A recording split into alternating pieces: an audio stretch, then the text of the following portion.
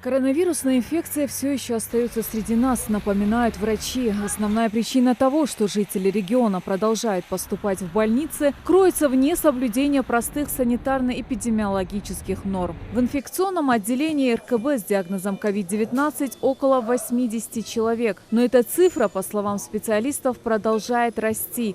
На сегодняшний день ситуация с новой коронавирусной инфекцией сохраняет быть настороженной, ввиду того, что ежедневно регистрируются новые случаи и поступления в стационар.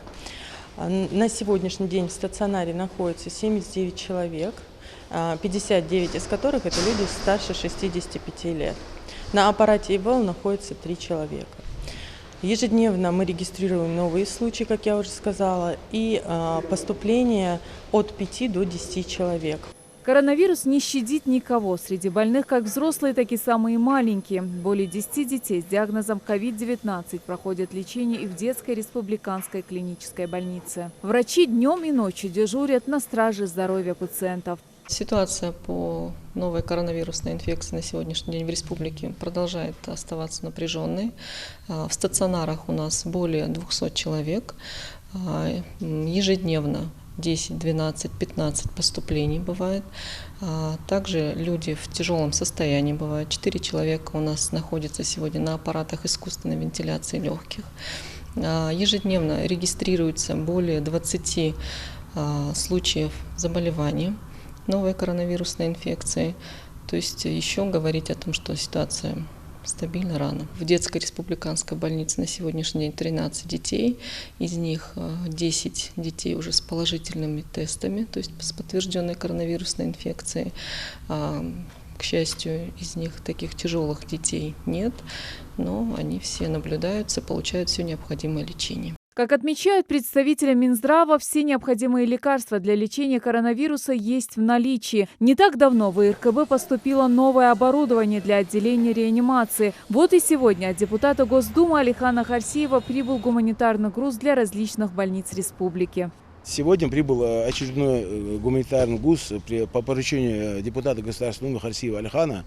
Мы его сегодня встретили при его полной поддержке, при содействии фонда Елены Геннадьевны Тимченко и фонда Ади Ахмад. Этот такой необходимый груз для нашей республики, да, в период пандемии, хотя она сейчас чуть спала, но если ожидаем второй этап хода развития, да, распространения болезни, то мы сейчас будем готовы. Оборудование привезли с учетом потребностей больниц региона. Это и противопролежневые матрасы, видеобронхоскопы, прикроватные мониторы пациента, шприцевые дозаторы и многое другое. В зависимости от работы наших медицинских организаций была ранее составлена заявка руководителями медицинских организаций. Не просто так вот, а на основании той необходимости, той потребности, которая у них была на тот момент. То есть они пообщались со своими специалистами, заведующими отделения, людьми, которые работают в ковид, и определили свою недостающую потребность. Мы ее направили, заявку нашу обработали. Скажу честно, ни одно медицинское изделие, ни один аппарат нам не исключили из этого списка.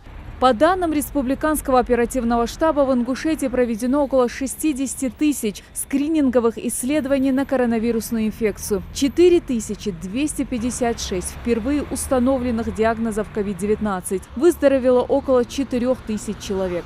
Минздрав региона в очередной раз призывает жителей республики не пренебрегать мерами защиты. Светлана Томова, Майрбек Миржоев. Новости 24.